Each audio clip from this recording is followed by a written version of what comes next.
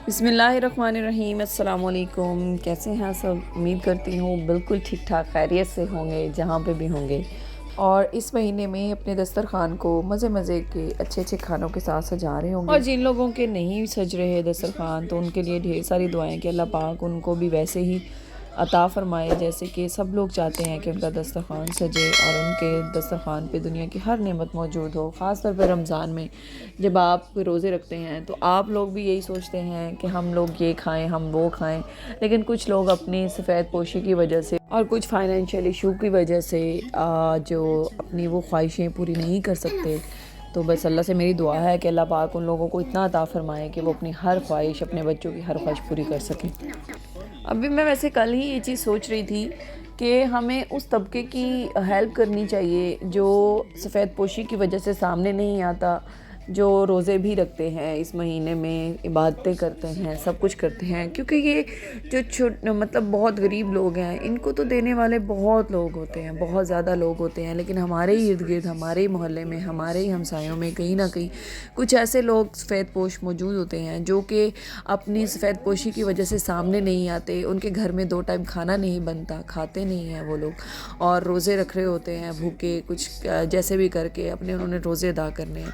तो ऐसे लोगों की मदद कीजिए, अपने इर्द गिर्द देखिए, अपने मोहल्लों में, हमारे इर्द गिर्द ही ऐसे लोग मौजूद होते हैं कि जो आप लोगों को बताते नहीं हैं, जताते नहीं हैं, लेकिन वो भूखे सो रहे होते हैं। कहते हैं ना कि आपके हमसाए में अगर आपका एक जो हमसाया भूखा सो जाए तो अल्लाह पाक उससे बहुत नाराज़ होता है, क्योंकि आप बाहर जाके लोगों की मदद कर रहे होते हैं, उनको राशन और सब कुछ कर रहे होते हैं, लेकिन आपके हमसाए में ही लोग भूखे सो रहे होते हैं। तो सबसे पहला हक़ तो आपके हमसायों का है।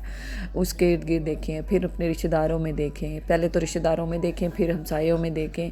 इस तरीके से आप अपना हेल्प करें लोगों की। खैर, ये तो मेरे माइंड में कल बात आई थी, तो मैंने कहा मैं चलो आप लोगों से शेयर करूँ इस चीज़ को, क्योंकि मुझे ये माइंड में आ रहे थे कि अल्लाह पाक हम लोगों को इतना अता फ़रमाए कि हम लोगों की, उन सफ़ेद पोश लोगों की मदद करें जिनकी मदद के लिए ज़्यादातर लोग सामने नहीं आते। अब चलती हूँ मैं जी अपनी सहरी की तरफ। मैं आप लोगों को बताती हूँ कि मेरी सहरी की रूटीन क्या है। हम लोग 2 लोग हैं, जैसे आप लोगों को पता ही है, मैं और मेरे हस्बैंड, हम लोग रोज़ा रखते हैं। तो मेरी रूटीन ये है कि मैं उठती हूँ 3:45 के करीब, क्योंकि यहाँ पे रोज़ा बंद हो जाता है 5:15 बजे, 5:14 5:13 ये सो स्टार्ट में ये थी रूटीन। अब 5:12 5:10 पे बंद हो जाता है। तो मैंने बनानी होती हैं सिर्फ 3 रोटियाँ, 2 सादी रोटी बनाती हूँ और एक मैं बनाती हूँ पराठा अपने हस्बैंड के लिए।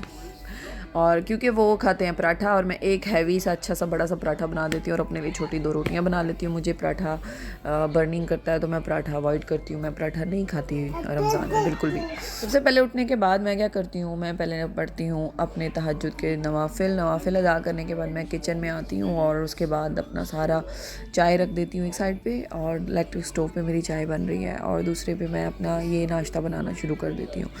हम लोग साथ अंडा नहीं यूज़ करते। मैं सहरी इफ्तारी में अंडा हम लोग नहीं यूज़ करते, हमें मतलब आदत नहीं है, हमें बर्निंग करता है। सहरी इफ्तारी में हमारे कुछ ख़ास एहतमाम नहीं होता। हम लोग क्या करते हैं, जो बस है ना, पकोड़े लाजमी होते हैं सहरी की इफ्तारी में, और हरीस जो कि नवीद पकौड़ों के साथ खाते हैं, और मेरे लिए फ्रूट चाट तो लाजमी होनी है, और साथ कुछ भी पानी बना लेती हूँ, कभी दूध का जामे शीरी डाल के बना लेती हूँ, कभी डिफरेंट चीज़ें होती हैं। और इफ सहरी में क्या बनता है जी, मैं बनाती हूँ कोई भी शोरबे वाला सालन, चिकन वाला बना लेती हूँ, उसमें आलू डाल लेती हूँ, मटन बनाऊँगी तो उसमें आलू डालूँगी, और कुछ भी हो तो मोस्टली कोशिश करती हूँ शोरबे वाला हो। बड़ा मतलब आसान रहता है, खाया जाता है, जबकि कोई ड्राई सालन मेरे से तो नहीं खाया जाता। पिछले दिनों में मैंने दाल कद्दू बनाए, और वो फिर हम लोग 2 दिन तो सालन लाजमी यूज़ करते हैं, तो वो मेरे से नहीं सहरी हुई ठीक से। तो मैं डिफरेंट बस शोरबे वाले सालन बनाती हूँ, और हम इफ्तार में तो खाते नहीं हैं सालन, तो मैं रमज़ान में सिर्फ सहरी के लिए सालन बनाती हूँ। इफ्तार के लिए सिर्फ पकोड़े बनते हैं और फ्रूट चाट बनती है बस। और यहाँ पे अभी हमने बनाए हुए हैं आलू अंडे शोरबे वाले, और आलू अंडों के साथ हमने यहाँ पे ये जो पराठे और ये रोटी इस्तेमाल की। वैसे मेरा ना एक पराठा इतने बड़ा साइज़ का होता है कि बड़े आराम से पेट भर जाता है। काफ़ी बड़ा साइज़ का बनाती हूँ। मेरा तवा वैसे छोटा है, अगर इससे बड़ा हो तो मैं इससे बड़ा बना दूँ। और वहाँ पे मतलब जब हम पाकिस्तान में होते थे तो वहाँ पे भी पराठे जो मेरी सासू माँ बहुत मज़ेदार बनाती थी। अलबेकर का आटा यूज़ करती हूँ मैं, और बेकर के पराठे बड़े मज़े के, मुझे गंदम के आटे के पराठे बहुत पसंद है। मेरे हस्बैंड को वाइट आटे के पराठे बहुत पसंद है तो हमारा यहाँ पे कन्फ्लिक्शन है आपस में, क्योंकि मुझे सारी उम्र हम लोगों ने वाइट आटा खाया है, लेकिन मैंने ससुराल में जाके खाई प्योर गंदम, और मुझे शुरू से गंदम के आटे बहुत पसंद है पराठे। ये देखिए जी कराप कितना क्रंची बनता है, इतने प्यारे बल आते हैं और इतना प्यारा, यहीं पे ही तवे के ऊपर ही बल खुलना इसके शुरू हो गए थे। इतना मज़ेदार पराठा बनता है, लेकिन मैं खाती नहीं हूँ क्योंकि मुझे हज़म नहीं होता, मुझे पूरा दिन बर्निंग करता है पराठा और मेरा रोज़ा अच्छा नहीं जाता, तो उससे अवॉइड करती हूँ मैं। और मैं कहती हूँ मुझे चाय पिला दो, सहरी में इफ्तारी में चाय ज़्यादा मैं इस्तेमाल करती हूँ। पहले हम लोग जब शादी नहीं हुई थी पाकिस्तान में होते थे, तो हम लोग मतलब उससे पहले जब अम्मी के टाइम की बात कर रही हूँ, तो हम लोग क्या करते थे, सुबह उठते ही अपने सहरी में पहले चाय बनाते थे, आधा आधा कप चाय पीनी पहले, फिर हम लोगों ने सहरी बनानी, और सहरी बनाने के बाद हम लोगों ने लस्सी के गिलास पूरे पूरे एक एक दो दो वो पीने। फिर उसके बाद जब हम लोग ना मतलब इफ्तार सहरी करने के बाद फिर एंड में चाय पीने के बाद हमने रोज़ा बंद करना। ये हमारी रूटीन होती थी, और उसके बगैर तो मतलब चाय के बगैर तो सुकून ही नहीं आता। और अब रूटीन ये है कि अब मैं लस्सी नहीं पीती हूँ, चाय मैं पहले नहीं पीती हूँ, बस बाद में एक बार कप पी लेती हूँ। तब ये होता था ना, साथ देने वाले बड़े लोग होते थे, बहन भाई पहले पी लेते थे साथ, और घर में जब ससुराल में थी तो सासू माँ पीती थी साथ चाय पहले। तो बस ये मतलब हमारी रूटीन थी। अब यहाँ पे ये है कि मैं सहरी बना लेती हूँ, फिर मैं जाके उठाती हूँ नवीद को। मैंने नवीद को उठाई थी और नवीद आ गए थे मेरे साथ सहरी करने के लिए। इनकी आंखें नहीं खुलती हैं और ये मैं इनको एक बार उठाने जाती हूँ, दूसरी बार भी हो जाता है कि मुझे दोबारा भी जाना पड़ जाता है सम टाइम। तो मैं कहती हूँ का टाइम कम है, फटाफट आ जाओ। और मोस्टली ऐसा होता है ईमान भी उठ जाती है। आजकल तो ईमान की इतनी कोई ख़राब रूटीन हुई हुई है, ये पता नहीं क्यों तकरीबन रात को डेली 12-1-2 बजा देती है। अच्छा, यहाँ पे मैं आपको बताती हूँ, नवीद ना समझ रहे थे कैमरा उनकी तरफ है, तो कहते हैं अस्सलाम वालेकुम। दोबारा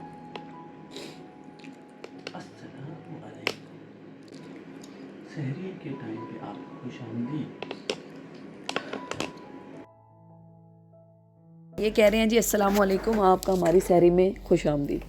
तो आंखें इनकी खुल नहीं रही थी, और आजकल रूटीन भी कुछ ऐसी हुई है ईमान की वजह से, और हम लोग सोते नहीं हैं सही तरीके से, और ये इनकी नींद पूरी नहीं हुई थी, और आके बैठे हैं तो इन्हें लगा कैमरा सामने सेट है, और ये यहाँ पे अपनी अस्सलाम वालेकुम की परफॉर्मेंस देने लगे। मैंने कहा कैमरा आपके ऊपर नहीं है, फिर मैंने फोकस किया इनके ऊपर, मैंने कहा चले अब बोले।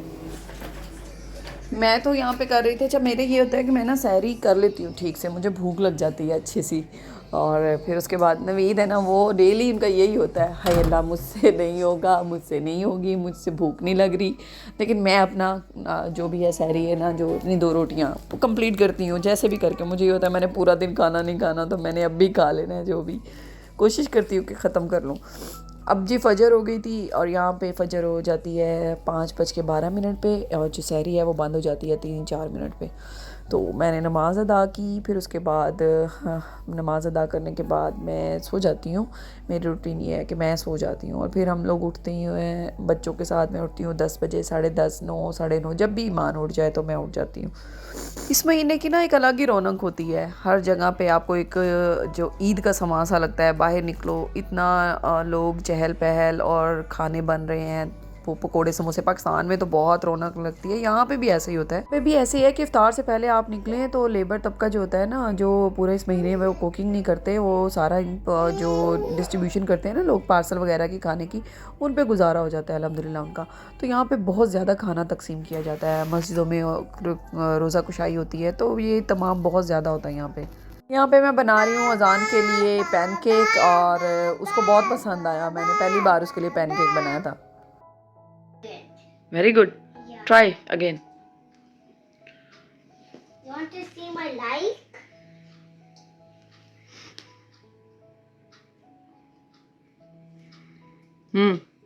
Good.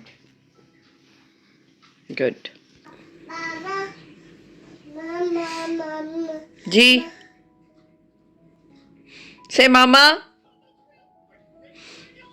दिन पहले ईमान ने मामा कहना शुरू किया, और इसने तकरीबन 2 दिन सिर्फ मामा मामा की रट लगा ली, और इसने बाबा मतलब बहुत कम ही बोला।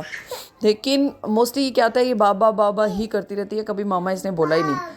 तो बस वो 2 दिन का जुनून था और ख़त्म हो गया। और यहाँ जब इसको मामा बोलो तो कहती है बस बाबा बाबा, और शुरू से इसकी यही आदत है, मामा के बजाय बाबा ही बोलती है। 7 महीने से इस बच्ची ने कहना शुरू किया था बाबा, और अभी तक ये बाबा के ही नाम की माला जपती रहती है। और मेरा नाम लेते हुए इसको मसला होता है, मैं मामा कहूँगी, आगे से कहेगी बाबा। सी अभी भी लगी हुई है बाबा बाबा। ज़ोहर की नमाज़ का वक्त हो गया था और मैंने पढ़ी ज़ोहर की नमाज़, और उसके बाद मैंने यासीन सूरा पढ़ी। अच्छा, हम लोगों का हर रमज़ान में रूटीन ये होती है कि हम लोग नवीद अपना कुरान पाक ख़त्म करते हैं, मैं अपना करती हूँ।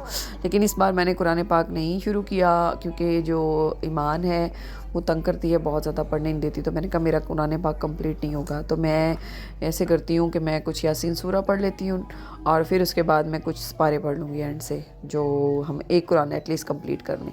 नवीद ने माशाल्लाह से अपना कुरान पाक कंप्लीट किया हुआ है और वो डेली का 1 या 1.5 पारा 2 पारे पढ़ लेते हैं माशाल्लाह से। तो माशाल्लाह से हम लोग 2 कुरान पाक कंप्लीट कर लेते होते हैं। और मैंने इस बार यासीन सूरा शुरू की हुई है। मैं दिन में तकरीबन 3-4 यासीन कोशिश करती हूँ पढ़ लूँ, ज़्यादा हो जाए तो बहुत अच्छी बात है, टाइम मिल जाए, क्योंकि मैंने फिर घर संभालना, कुकिंग वगैरह करनी, बच्चों को संभालना, सारे काम मेरे साथ साथ चल रहे होते हैं। मेरे लिए कुरान पाक खोल के बैठना सबसे मुश्किल काम होता है, क्योंकि ईमान बार बार पास आती है। और फिर क्योंकि इसके सोने का टाइम वो होता है जब मैंने किचन में जाना होता है, तो मैंने अपने मोबाइल में एक ऐप इंस्टॉल किया हुआ है कुरान पाक के लिए और यासीन सूरत के लिए, तो मैं वो अक्सर उसी पे पढ़ती हूँ।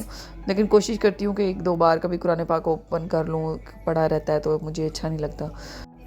मुझे ईमान अभी मेरे पास बैठी हुई है, वॉइस ओवर अभी भी नहीं करने दे रही और बीच में बार बार बोल रही है, मुझे वॉइस ओवर बार बार डिलीट करना पड़ रहा है। तो अभी मैं बना रही हूँ यहाँ पे टिक्कियाँ, आलू, दाल और चिकन की।